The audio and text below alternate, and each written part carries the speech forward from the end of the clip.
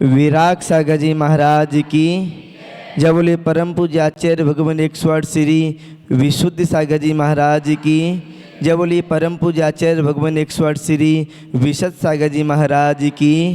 ढाई दिन में विराजमान 3 कमनो कोटि महामुनि महाराजों की अहिंसा में विश्व धर्म की।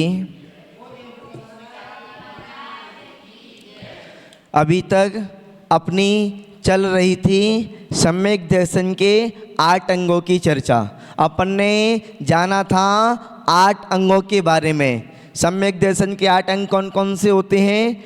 निसंकेत, निकांचित, निर्विचिकित्सा, अमूढ़ दृष्टि, उपगोहन, स्थितिकरण, वात्सल्य और प्रभावना। 8 अंगों के बारे में हमने अच्छे से जान लिया था। अब कोई कहे कि महाराज 8 अंगों का पालन करना थोड़ा मुश्किल है, कांचा तो होती है और गिलानी भी आती है और भी किसी को कुछ दिक्कत आती है, तो भैया ध्यान रखना, पालन पूरा करना पड़ेगा। अधूरा पालन आपको कहते हैं संसार ब्रह्मांड से नहीं निकाल पाएगा। आपको यदि संसार ब्रह्मांड से छूटना है, आपको अनंत ज्ञान को प्राप्त करना है, अनंत सुख को प्राप्त करना है, तो पूरा पालन करना पड़ेगा। अब जहाँ पर श्लोक पढ़ लेते हैं, उसके बाद में अर्थ को समझने की कोशिश करेंगे। नांगिहीनं मलं छेतुं दर्शनं जन्म संततिं नाहि मंत्रोच्चरन्यूनो निहन्ति विषवेदिनाम्। जहाँ पर आचार्य महाराज बतला रहे हैं, ना अंगहीनम, ना अंगहीनम यानी कि अंग से हीन,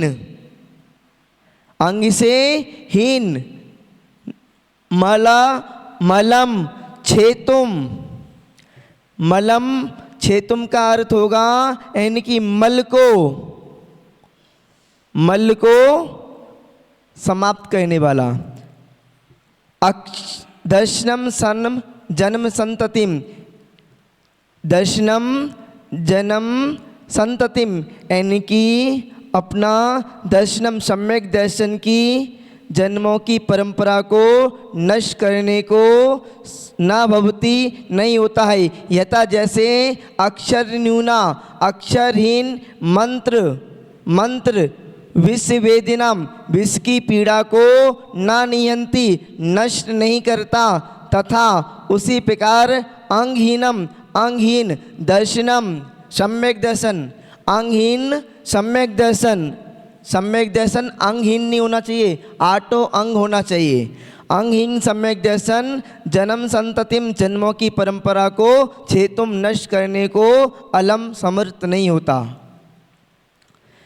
जैसे एक कोई मंत्र है, मंत्र में अक्षर कम है या मात्रा कम है या किसी प्रकार से अशुद्ध है, तो वो विष की वेदना को दूर नहीं कर सकता। पहले के समय में ऐसे मंत्राज होते थे, मंत्रों को जानने वाले होते थे, अभी भी होते हैं। मंत्र पढ़ते थे तो मरते हुए बालक को भी जीवित कर दिया करते थे। आपने सुना होगा कभी धनंजय के बारे में। कभी धनंजय ने अपने बालक को, जिसको एक सांप ने डस लिया था, पूरा शरीर नीला पड़ गया था, और उसने क्या किया था, कल्याण मंत्र स्तोत्र की रचना की थी और मंत्र पढ़कर अपने बालक के ऊपर जल छिड़का था। और उसका जो बालक सांप ने डस लिया था, पूरा शरीर नीला पड़ गया था, वो भी उठ के बैठ गया था। मंत्र में यदि अक्षर न्यून होता है, मंत्र में यदि अपन अशुद्ध उच्चारण करते हैं, तो हमको कभी भी फल की प्राप्ति नहीं हो सकती। आपने सुना होगा किसके बारे में? दर्शन आचार्य महाराज के बारे में। दर्शनाचार्य महाराज जो थे वो एक अंग के ज्ञाता थे, एक अंग के ज्ञाता थे। उनके मन में आया कि अपना जो सुरत है धीरे धीरे कम होता जा रहा है, क्या करें। तो उन्होंने अरतबली मुनिराज आचार्य महाराज के वहाँ से 2 शिष्यों को बुलाया, पुष्य दंत और भूतबली को, और उनको बुलाया। और उनको बुलाने के बाद में उनको ज्ञान देने की भावना रखी, और उन्होंने उनको अध्ययन कराने से पहले उनकी परीक्षा की। परीक्षा की तो उन्होंने क्या किया, दोनों शिष्यों में से एक शिष्य को तो मंत्र दिया जिसमें एक अक्षर कम था, एक शिष्य को मंत्र दिया जिसमें एक अक्षर ज़्यादा था, और दोनों शिष्यों ने मंत्र की आराधना की। और मंत्र की आराधना करने के बाद में मंत्र को सिद्ध कर लिया। और मंत्र को सिद्ध कर लिया तो क्या हुआ,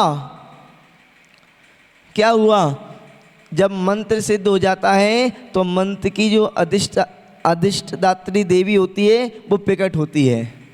वहाँ पर देवी प्रकट हुई, और कैसी देवी प्रकट हुई, एक देवी ऐसी प्रकट हुई जिसकी एक आंख फूटी थी, और दूसरे शिष्य ने जो मंत्र की सिद्धि की थी तो उसके यहाँ पर भी देवी प्रकट हुई, और ऐसी देवी प्रकट हुई जिसके दांत बाहर निकल रहे थे। मंत्र की तो सिद्धि हो गई क्योंकि महान मुनिराज थे, मंत्र की सिद्धि तो हो गई, पर कैसी सिद्धि हुई, उन्होंने देखा कि जो देवी होती है वो तो सर्वांग सुंदर होती है, किसी प्रकार की कोई दिक्कत नहीं होती, तो इसकी एक आंख कैसे कानी है, एक आंख कैसे फूटी है। और दूसरे ने देखा जो देवी होती है बिल्कुल ठीक ही होती है, किसी प्रकार की कोई दिक्कत नहीं होती, इसके दांत बाहर कैसे निकल रहे हैं। उन्होंने मंत्र को देखा, तो मंत्र को देखने के बाद में उन्होंने समझा कि इसमें गुरुजी ने शायद या किसी प्रकार के मिस्टेक हो गई है, कहीं से मिस्टेक हो गई है। तो उन्होंने बिना कुछ किए, बिना किसी को बताए जो मिस्टेक थी उसको सही किया, क्योंकि विद्वान थे। पहले तो गुरु की आज्ञा मानी, गुरु की आज्ञा मानी, किसी प्रकार का कुछ संदेह नहीं किया, गुरु ने जैसा कहा वैसा किया।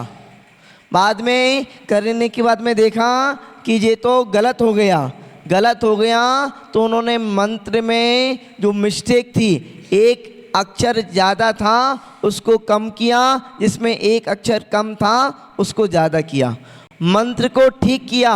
मंत्र को ठीक करने के बाद में फिर दोबारा से साधना की, और साधना की तो दोबारा से जब साधना की तब सही देवी प्रकट हुई, बिल्कुल सर्वांग सुंदर देवी प्रकट हुई। और प्रकट होने की बाद में सामने खड़ी हो गई, पूछा कि हम आपकी क्या सेवा करें। पर जो मुनिराज थे ना, निष्प्रय मुनिराज थे, उनको संसार से कोई प्रयोजन नहीं था, तो उन्होंने वहाँ पर मना कर दिया कि हमको तो किसी प्रकार का कोई प्रयोजन नहीं है, पर गुरुजी ने हमको मंत्र सिद्ध करने के लिए दिया है। जो मुनि महाराज होते हैं वो किसी प्रकार की तंत्र मंत्र आदि चीज़ों से दूर रहते हैं, तंत्र मंत्र विद्या आदि में नहीं पढ़ते हैं। क्या पढ़ना, संसार को जब छोड़ दिया तो संसार की चीज़ों को क्या देखना। हाँ, तंत्र मंत्र आदि विद्या से तो दूर रहते हैं, पर जब कहीं पर धर्म की हानि होती है या धर्म पे किसी प्रकार का संकट आता है या धार्मिक लोगों को कोई परेशानी होती है तो उनके अंदर करुणा भी होती है, दया भी होती है, तो वो उन संकट को, उस परेशानी को दूर भी करने की कोशिश करते हैं। तो मेरा इतना सा कहना है कि यदि मान लो अपन सम्यक दर्शन के 8 अंग हैं, 8 अंगों में किसी भी प्रकार की कोई कमी करते हैं तो अपना कभी भी कल्याण नहीं हो पाएगा। हमको सम्यक दर्शन के 8 अंगों का पालन करना ही है।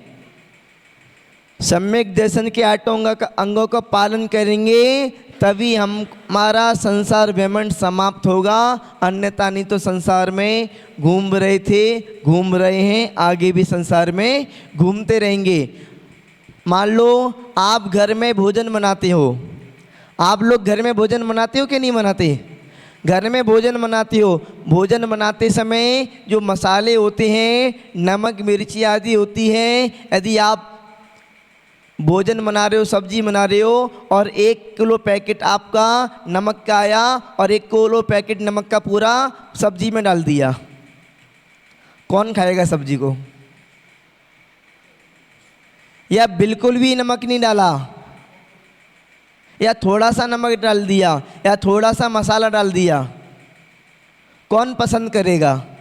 जब आपके खाने को कोई पसंद नहीं करेगा तो जहाँ पर तो सम्यक दर्शन की बात हो रही है, जहाँ पर तो संसार के दुखों से निकालने की बात हो रही है, तो जहाँ पर सम्यक दर्शन कैसे प्रकट होगा और संसार के दुख कैसे छूटेंगे? तो संसार के दुख कैसे छूटेंगे? जब हम सम्यक ज्ञान के 8 अंग होते हैं, जब हम सम्यक ज्ञान के 8 अंगों का अच्छे से पालन करेंगे। तो आज के लिए इतना ही, और समय आज लेट हो गए थे और अधिक हो गया है, कल इसको विस्तार से समझने की कोशिश करेंगे। जय बोले चंद्र प्रभु भगवान की।